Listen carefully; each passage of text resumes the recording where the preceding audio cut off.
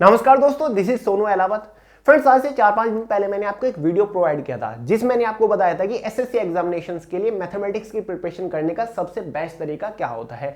जिस वीडियो को काफी सारे लोगों ने पसंद भी किया और काफी सारे लोगों ने डिमांड भी की कि भैया ऐसा ही वीडियो इंग्लिश सब्जेक्ट के लिए भी लेकर आइए।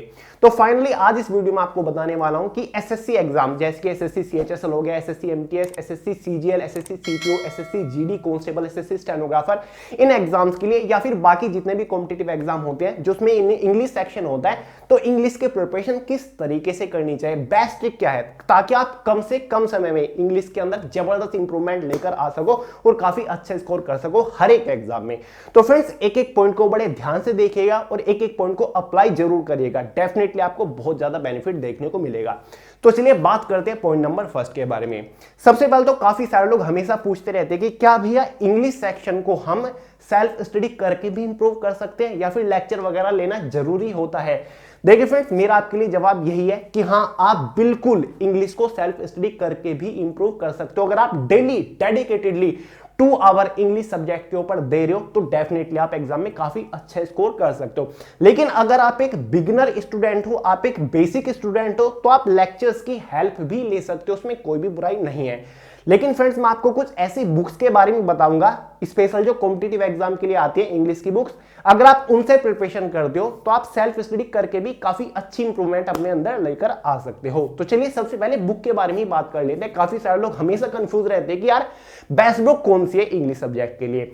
सबसे पहले तो ये समझिए, देखिए फ्रेंड्स, अगर आप एक बेसिक स्टूडेंट है, आप एक बिल्कुल बिगिनर स्टूडेंट है, आपने आज तक इंग्लिश पढ़ी नहीं, आप खुद को एकदम जीरो समझते हो, वैसे जीरो कोई नहीं होता। अगर आपको लगता है कि यार मैं तो इंग्लिश में बिल्कुल बेकार हूं, तो इंग्लिश के लिए आप ये बुक परचेज कर लीजिए। ल्यूसेंट का एक जनरल इंग्लिश का बुक आता है। इससे बेस्ट बुक में बिगिनर स्टूडेंट के लिए कुछ और मानता ही नहीं। जिन लोगों ने हमेशा हिंदी मीडियम से ही पढ़ा है और वो पहली बार इंग्लिश की तैयारी करने जा रहे हैं, तो वो खुद सेल्फ स्टडी करके इस बुक से जबरदस्त तैयारी कर सकते हैं। क्योंकि फ्रेंड्स, इस बुक का जो कॉन्सेप्ट है ना, इसमें हिंदी के थ्रू इंग्लिश को समझाया हुआ है। यानी कि अगर एक सेंटेंस यहां पर इंग्लिश का लिखा हुआ है ना, तो हिंदी में उसकी एक्सप्लेनेशन दी हुई है कि ये इसमें रूल लग रहा है और इस तरीके से यहां पर ये रूल लगा के इस क्वेश्चन को सोल्व किया जाएगा। तो हिंदी और इंग्लिश एक साथ इस बुक के अंदर दी हुई है। हिंदी के थ्रू यहां पर इंग्लिश समझाई जाती है। जिन लोग को लगता है कि यार मैं तो हिंदी का एक भी वर्ड नहीं समझ पाता, तो उनके लिए एकदम बेस्ट बुक है। आपको एकदम 0 to एडवांस लेवल तक ये बुक ले जाएगी, ये मेरी गारंटी है। इससे बेस्ट बुक मैं नहीं मानता बिगिनर स्टूडेंट्स के लिए। तो फ्रेंड्स, लिंक डिस्क्रिप्शन बॉक्स में अवेलेबल करा दूंगा, आप परचेज कर सकते हैं, कोई भी प्रॉब्लम नहीं है। बहुत पॉपुलर बुक है यार, आपको आसानी से मिल जाएगी। अब समझिए, जो लोग ऐसे स्टूडेंट हैं जिन्होंने पहले एग्जाम्स दिए हैं, बस वो अपने आप को ज्यादा इंप्रूव करना चाहते हैं, एग्जाम में हाईएस्ट स्कोर करना चाहते हैं, इंग्लिश को अच्छे से समझते हैं, इंग्लिश उन्होंने पढ़ी है, तो उनके लिए सबसे बेस्ट बुक है अरिहंत का बुक आता है, एसपी बख्शी का बुक आता है। इससे बेस्ट बुक नहीं हो सकती। क्योंकि फ्रेंड्स, इसमें एक एक टॉपिक का कॉन्सेप्ट तो बहुत अच्छे से क्लियर किया ही हुआ है, साथ ही सभी प्रीवियस ईयर क्वेश्चंस प्रैक्टिस के लिए इसमें दिए हुए हैं। ये आपको मॉडरेट टू एडवांस लेवल तक पहुंचा देगी। अगर आप इंग्लिश समझते हैं तो ये बुक परचेज कर लीजिए फ्रेंड्स। चाहे कितने भी बड़े लेवल का एग्जाम क्यों ना हो, आप इससे सेल्फ स्टडी करके उस एग्जाम को क्रैक कर लोगे हाईएस्ट स्कोर के साथ। तो बेस्ट बुक, इससे ऊपर यार इंग्लिश के लिए अभी तक कोई बुक अवेलेबल नहीं हुई, ये मेरा मानना है। तो ये बुक भी अच्छी है, अरिहंत एसपी बख्शी। तो चलिए फ्रेंड्स, आई होप आज आपका डाउट क्लियर हो गया होगा कि यार इंग्लिश के लिए बेस्ट बुक कौन सी होती है। तो आपके लेवल के अकॉर्डिंग मैंने आपको इंग्लिश की बेस्ट बुक बता दी है। पॉइंट नंबर सेकंड है जो कि हमारा डिकोड एग्जाम फॉर्मेट। फ्रेंड्स, आपको एग्जाम के फॉर्मेट को डिकोड करना पड़ेगा। देखिए, जितने भी एसएससी के एग्जामिनेशंस होते हैं या फिर जो भी कॉम्पिटिटिव एग्जाम होते हैं, उसके अंदर जो इंग्लिश का सेक्शन होता है ना, उसका एक प्रॉपर फॉर्मेट होता है जो कि आपको डिकोड करना पड़ेगा अगर आपको अच्छे से प्रिपेयर करना है इंग्लिश के अंदर। क्योंकि इंग्लिश के अंदर जो क्वेश्चंस का वेटेज होता है वो फिक्स होता है ऑलमोस्ट हर एक कॉम्पिटिटिव एग्जाम में। एग्जाम्पल के तौर पर एसएससी के एग्जाम्स को ही ले लेते हैं। फ्रेंड्स, आपने हमेशा नोटिस किया होगा कि एसएससी के एग्जाम्स में क्वेश्चंस की जो फॉर्मेटिंग होती है वो फिक्स होती है। जैसे कि वोकैबुलरी जो सेक्शन होता है उससे 12 से 14 क्वेश्चंस हमेशा पूछे जाते हैं, और वो भी इस फॉर्मेट में। वन वर्ड सब्स्टिट्यूशन से 2 क्वेश्चन पक्का आएंगे, साथ ही इडियम फ्रेज से 2 क्वेश्चन पक्का आएंगे, एंटोनियम सिनोनियम से 2-2 क्वेश्चन पक्का आएंगे, स्पेलिंग टेस्ट से 2 क्वेश्चन पक्का आएंगे, एक्टिव पैसिव वॉइस से 2 क्वेश्चन आएंगे, नरेशन से 2 क्वेश्चन आएंगे, साथ ही स्पोर्टिंग एरर से 2 क्वेश्चन आएंगे, साथ ही 4 से 5 क्वेश्चन कंपैरिजन से पूछे जाते हैं। तो इस प्रकार का एक फॉर्मेट चलता है। आप किसी भी एग्जाम में देख लीजिएगा, CHSL हो, MTS हो, GD हो या फिर हमारा SSC CGL CPO, यही फॉर्मेट चलता है। और SSC नहीं, हर एक कॉम्पिटिटिव एग्जाम में चलता है। तो अगर आप इस फॉर्मेट को डिकोड कर लो तो आपको बहुत ज्यादा बेनिफिट मिलेगा। अब डिकोड कैसे करना है, जैसे कि आपको पता चल गया कि हाँ वोकैबुलरी से 12 से 14 क्वेश्चन आते हैं और इस वेटेज में आ रहे हैं, तो आपको वोकैबुलरी को एज अ डिफरेंट सेक्शन मान के अलग से प्रिपरेशन करनी पड़ेगी। क्योंकि फ्रेंड्स आपको 14 क्वेश्चंस मिल रहे हैं, अगर आप उन 14 क्वेश्चन को सही कर पाए लगभग आपको 28 मार्क्स के आसपास आपको बेनिफिट होगा। तो आपको डेली जब आप प्रिपरेशन करने बैठो इंग्लिश की, अगर आप 2 से 2.5 घंटा प्रिपरेशन कर रहे हो तो आधा घंटा स्पेशल वोकैबुलरी को दो, प्रिपरेशन करना शुरू करने से पहले या फिर बाद में। ठीक है, वोकैबुलरी को एक बहुत ज्यादा इंपॉर्टेंट सेक्शन समझ के आपको प्रिपरेशन करनी पड़ेगी, तभी बात बनेगी। ठीक है, साथ ही सभी टॉपिक्स को, जैसे कि आपको पता चल गया ये फॉर्मेट है, सभी टॉपिक्स को आपको अच्छे से एनालिसिस करना है। फिर आपको जो प्रिपरेशन करनी है, प्रैक्टिस शुरू करनी है, वो आपको नीचे से करनी है। ठीक है, नीचे से कैसे, आपको देखना है कि मैं कौन सी टॉपिक के अंदर वीक हूं, एग्जाम में मैं हमेशा क्यों डिस्क्वालीफाई हो जाता हूं। आपको लगा कि हाँ मैं वॉइसेस में बहुत वीक हूं, ये टॉपिक मेरा वीक है, तो पहले जिन टॉपिक के अंदर आप वीक हो उनको मजबूत करना शुरू करें, पहले उनको इंप्रूव करें, नीचे से प्रैक्टिस करना शुरू करें। जो टॉपिक आपको ऑलरेडी आता है, जिन टॉपिक के अंदर आप ऑलरेडी अच्छे हो, उनके ऊपर टाइम वेस्ट करने का कोई भी फायदा नहीं। जो कॉम्प्लिकेटेड चीजें हैं हमेशा वही आपको एग्जाम में डिस्क्वालीफाई करते हैं और सबसे पहले आपको उन्हीं को मजबूत करना होता है। तो इस बात का ध्यान रखिएगा। वोकैबुलरी सेक्शन आपको पता चल गया, स्पेलिंग टेस्ट ये बहुत ज्यादा इंपॉर्टेंट है, हमेशा क्वेश्चन पूछे जाते हैं 2-2, तो उनको एक स्पेशल सेक्शन मान के चले और जो टॉपिक आपके वीक हैं पहले उनके ऊपर काम करना शुरू करें। फाइनली बात कर लेते हैं पॉइंट नंबर 3 के बारे में, जो कि है हमारा मेक नोट्स। एक चीज का ध्यान रखिएगा फ्रेंड्स, कभी भी इंग्लिश की प्रिपरेशन बिना नोटबुक बनाए नहीं की जा सकती। जब तक आप खुद अपने हाथ से नोट्स नहीं बनाओगे ना इंग्लिश के टॉपिक वाइज, आप इंग्लिश को इंप्रूव कर ही नहीं सकते, आप इंग्लिश के अंदर हाईएस्ट मार्क्स ला ही नहीं सकते।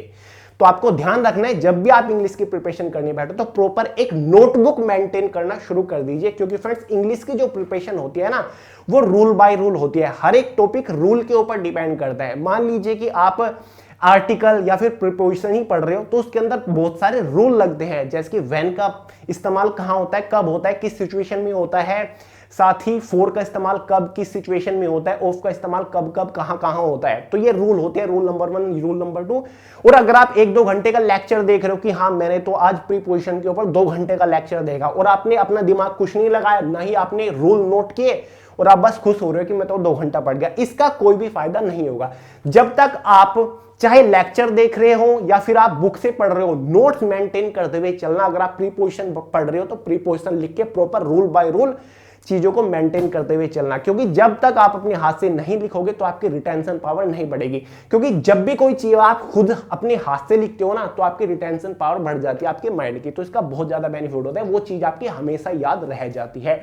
तो प्रॉपर एक इंग्लिश की नोटबुक मेंटेन करते चलना कि हाँ मैंने नोटबुक बनाई है और ये मेरे खुद के बनाए नोट है। खुद चीजों को मॉडिफाई करिए, खुद आसान तरीके से लिखिए। आपने देखा होगा हमारी 2 जनरल अवेयरनेस की बुक्स हैं, ये बुक्स बहुत ही अच्छे से हमने मेंटेन की है, point by point bullet points हमने बनाए हुए ताकि चीजें इजी हो सके। 2012 से मैं कॉम्पिटिटिव एग्जाम की तैयारी कर रहा हूं, एनडीए मैंने पहला एग्जाम दिया था। तो ये मेरे खुद के नोट्स हैं फ्रेंड, जो आप इस बुक्स के अंदर देखते होंगे, मेरे खुद के बनाए हुए नोट्स हैं, जो कि मैंने बहुत ही आसान तरीके से टॉपिक वाइज मेंटेन किए हैं। और ये सभी क्वेश्चंस आपको जो टॉपिक वाइज मिल रहे हैं, आप जो पढ़ते हो, ये भी मेरे खुद के लिखे हुए क्वेश्चंस हैं। इसी वजह से सभी टॉपिक वाइज एकदम चीजें बहुत ही अच्छे से हमने मेंटेन की है। तो मैंने भी सब्जेक्ट वाइज बहुत सारे नोट्स मेंटेन किए हुए हैं, जिनका मुझे आज तक बेनिफिट मिल रहा है। काफी सारे लोग ये भी तो सोचते हैं ना कि यार बुक्स के अंदर तो सभी कुछ लिखा हुआ है, सभी रूल्स लिखे तो हुए हैं टॉपिक वाइज, तो मुझे नोट्स बनाने की क्या जरूरत है। फ्रेंड्स नोट्स बनाने की बहुत ज्यादा जरूरत है अगर आपको अपनी रिटेंशन पावर बढ़ानी है, इसलिए नोट्स को मेंटेन करिएगा। फाइनली बात करते हैं लास्ट और पॉइंट नंबर 4 के बारे में, जो कि मेरा खुद का बनाया हुआ एक फॉर्मूला है, जिसको मैं बोलता हूं फॉर्मूला P3। इसको अगर डिकोड करेंगे तो बनेगा प्रैक्टिस प्रैक्टिस एंड प्रैक्टिस।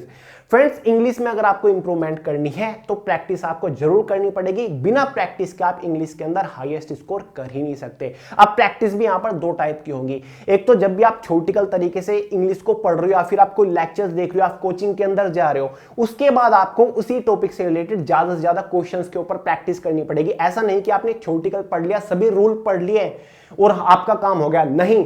सभी रूल भले ही आपने पढ़ लिया, नोट्स भी अगर आपने बना लिए हैं, उसके बाद आपको उस टॉपिक से रिलेटेड ज्यादा से ज्यादा क्वेश्चंस के ऊपर प्रैक्टिस करनी पड़ेगी। जब तक आप क्वेश्चंस के ऊपर प्रैक्टिस नहीं करोगे, आप इंग्लिश के अंदर एग्जाम में कोई भी क्वेश्चन सोल्व नहीं कर पाओगे, किसी भी क्वेश्चन का आंसर नहीं दे पाओगे। तो याद रखिएगा फॉर्मूला P3। प्रैक्टिस करने की दूसरी ट्रिक है हमारी practice on real time questions. Friends, English subject के अंदर कॉम्पिटिटिव एग्जाम में एक चीज हमेशा होती है, क्वेश्चंस का रिपीटेशन। आप देख लीजिएगा एसएससी के हर एक एग्जाम में, चाहे वोकैबुलरी से हो या फिर किसी भी टॉपिक से, क्वेश्चंस एग्जैक्ट रिपीट होते रहते हैं। और हर एक कॉम्पिटिटिव एग्जाम में ऐसा होता है, जो सबसे ज्यादा क्वेश्चन रिपीट होते हैं ना डिफरेंट कॉम्पिटिटिव एग्जाम में, वो इंग्लिश सेक्शन से ही होते हैं। तो आपको रियल टाइम क्वेश्चन के ऊपर प्रैक्टिस किस तरीके से करनी है, जिस भी आप एग्जाम की तैयारी कर रहे हो, मान लीजिए एसएससी के किसी भी एग्जाम की आप तैयारी कर रहे हो, तो एसएससी के हर एक एग्जाम के प्रीवियस ईयर क्वेश्चंस के ऊपर आपको टॉपिक वाइज ज्यादा से ज्यादा प्रैक्टिस करनी पड़ेगी। इसे ही बोलते हैं रियल टाइम क्वेश्चंस प्रैक्टिस, यानी कि जो क्वेश्चंस ऑलरेडी एग्जाम में पूछे जा चुके हैं, जो रियल क्वेश्चंस है फिलहाल पूछे जा रहे हैं, उनके ऊपर आप प्रैक्टिस करो तो आप बहुत ही बेहतर हो जाओगे इंग्लिश के अंदर।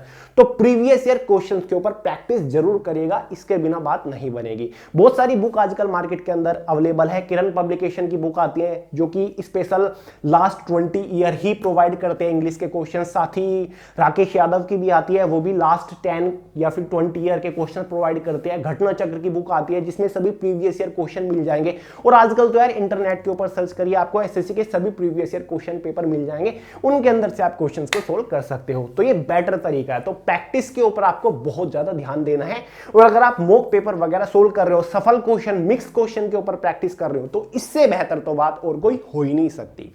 तो फ्रेंड्स, ये थे हमारे टोटल 4 पॉइंट जो कि बहुत ज्यादा इंपॉर्टेंट है। तो फ्रेंड्स, ये था आज की वीडियो में। आई होप आपको पसंद आया, लाइक करिएगा। और बुक्स के बारे में फिर से बता दूं, नया एडिशन लॉन्च हो चुका है, दोनों बुक को परचेज कर लीजिए अगर आपके पास नहीं है, क्योंकि यार जनरल अवेयरनेस के अंदर भी तो हाईएस्ट स्कोर करना है। लिंक डिस्क्रिप्शन बॉक्स में मिल जाएंगे। कॉम्बो भी लॉन्च हो चुका है, फ्लिपकार्ट, पॉपशॉप के ऊपर आपको हर जगह मिल जाएगी।